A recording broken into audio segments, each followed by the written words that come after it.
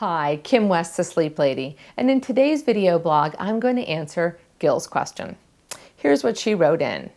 What to do after controlled crying.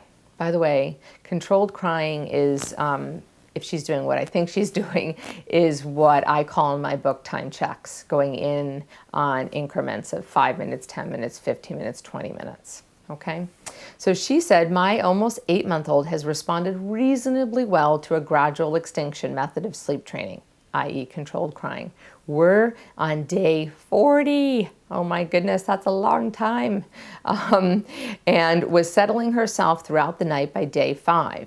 But still, she has a night of waking every 3 or so nights, sometimes with hours of crying. These wakenings seem to happen after 3 perfect nights of sleeping through, and she then resumes the sleeping through the following night. I've read about extinction bursts, but how many bursts are normal?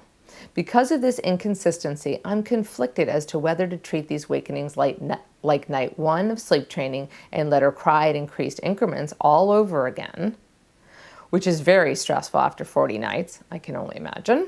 But I'm also stressed about doing too much or more to settle her and undoing all of the good work. I feel like I need a happy medium between cry it out and hands-on resettling.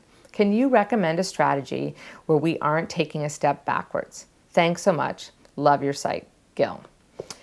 Oh boy. So Gil, this is how I feel about 40 nights. That's a long time.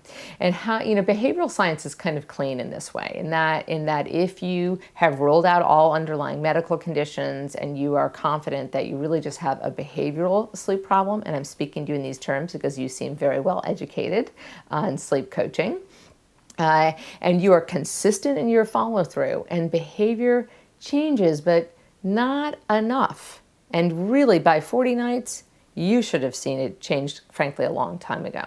And so that makes me go back and say, okay, are there any underlying medical conditions? So I would check with your pediatrician. Reflux, sleep apnea, restless leg syndrome, milk protein allergies, just anything that could be interfering with your baby's ability to sleep better and longer throughout the night, and why 40 days of controlled crying has not worked. Okay, so I would stop doing the controlled crying, and you have nothing to lose by doing a more gradual method, which of course is the shuffle.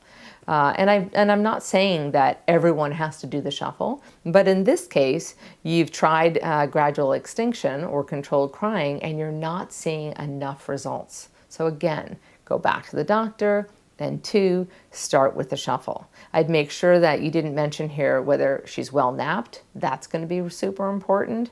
And whether she's awake enough at bedtime. And then I would decide again how you're going to respond to all wakenings. I think it's important to always do an initial check to make sure that everything's okay. And then again, if you really don't want to do the shuffle, then I would do an initial check and do time checks from there. Again, just to reduce that, hours of crying. Okay, that's a long time. Okay, Gil.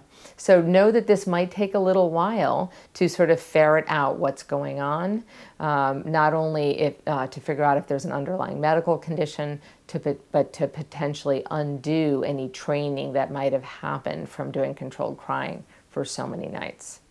Okay, hang in there.